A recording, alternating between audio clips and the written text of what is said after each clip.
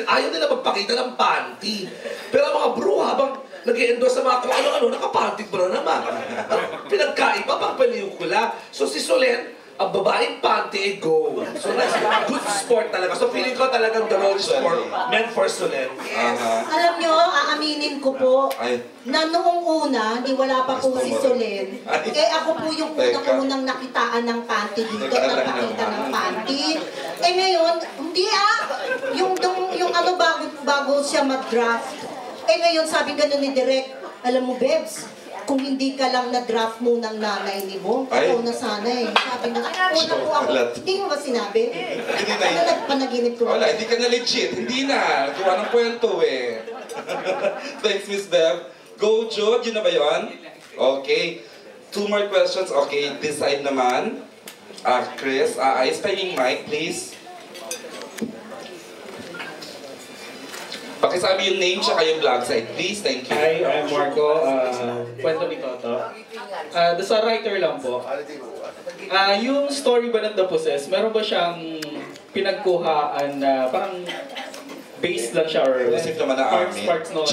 Kasi yung character ni Solen is sa mga 90s na kabataan, yung Annie Pandy. Yung po ay pagtasya talaga naming lahat. Si Annie. Pero wala namang kasi when Star Cinema wanted another movie with Bong for the 20 years nga, we brainstormed, tapos isip namin parang mas maganda na parang dapat di another's yung pelikula kasi doon tawa kami ng tawa kay Bong. So we came up with, ayun nga, na doon, minsan kasi isa lang yung possession, isa lang yung kado. Paano pag tatlo yung kado ang nag-possess sa'yo? So nakakatawa siguro talaga si Bong doon. So that's what we pursued with the guidance of Direct Joyce. So yung kay Annie, actually, yun, ni Direct Joyce, brilliant idea niya na sinakyan namin lahat kasi pantasya nga namin lahat. I'm sure ikaw din, Brad. Ako din. Diba, alam natin lahat na kapag tumalong si Annie sa Shida, lahat tayo nakaganyan sa ilalim ng TV. Tapos meron lang kasi, yung style na tatlong character na nagpo-possess. Kasi meron kasing Japanese na tokusatsu. Something like that din. Yung parang Shider din siya, pero yung niya is tatlo rin yung nagpo-possess sa kanya. Walang kinalaman. Wala naman po kinalaman mga Hapon dito. Opo, Pinoy. Isa lang yun. Sila rin kinalaman sa panahon ng Hapon. Pero apart from that, wala na pong Hapon na influence. Hello po, good afternoon. Ay, ano ba yun? Ano ba sa intro? Gusto kala ko may ghost. Gisela ka, Mami Jo. Okay, a question from Mami Jo Bonsol. Jo Bonsol, that net po si Mami Jo.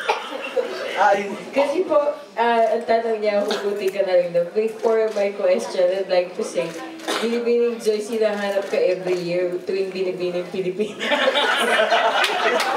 Sa Twitter, hinahanap ka. After ma-announce lahat ng winner, siya naman ang hinahanap. Oo, hindi. Explain natin ka Direct Joyce. Laging joke yung Direct. Kung Binibining Pilipinas, yung mga bakla pa nakakakita na ng mga pangit na contestant or bobo, pasalangin na lang si Binibining Joyce Bernal kesa yan mga Binibini na yan. Laging joke yun. Pero ang tanong ko po, galing dito sa storya, kung hindi po galing dun sa mga adaptation from Japanese, siguro I'd like to ask yung kultura natin dito sa pelikula kasi you will be showing it on Sabado de Gloria, no?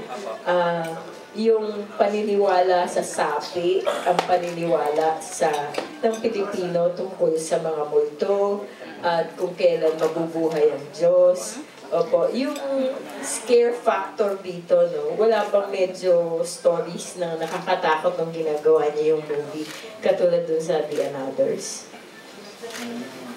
May ganun ba Direk? Wala ngayon, no? Walang takot. Hindi siya masyadong talagang like din yung The Anothers.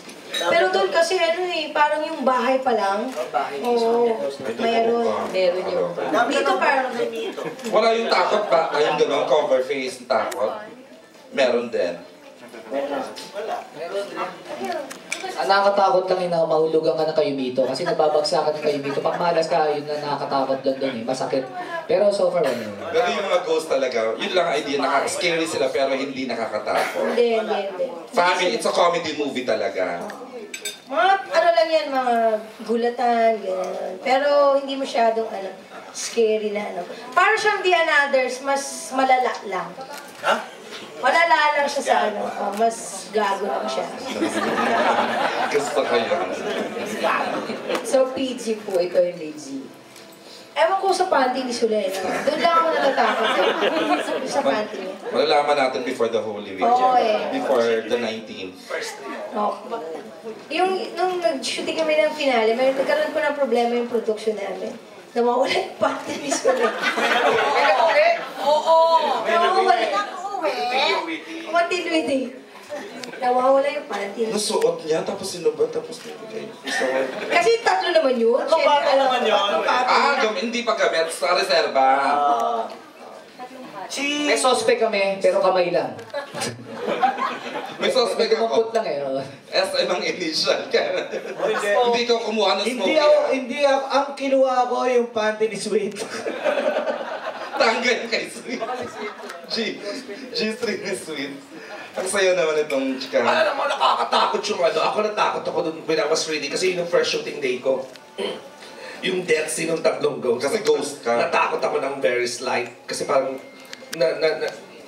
parang, hindi pa namin sinushoot yung, nagmumulto kami, yung death scene pa lang nung tatlo. Sabi ko, no wonder naman, mamumulto naman talaga itong tatlong to. So, narealize ko, sa tuloy na buhay, pag sa akin din nangyari to, mamumulto talaga ako. Hindi po eh, ngayon lang buhay ako, pag may gusto kong maghigante, what more pa itong pagpatay na ako, di ba? Yung powers na Nagsasalita yung phone ko, di ba? Nakakatakot, nagsasalita siya, wala namang gumagalaw. Ano nangyari? Pinindot niyo ba? So yun, no?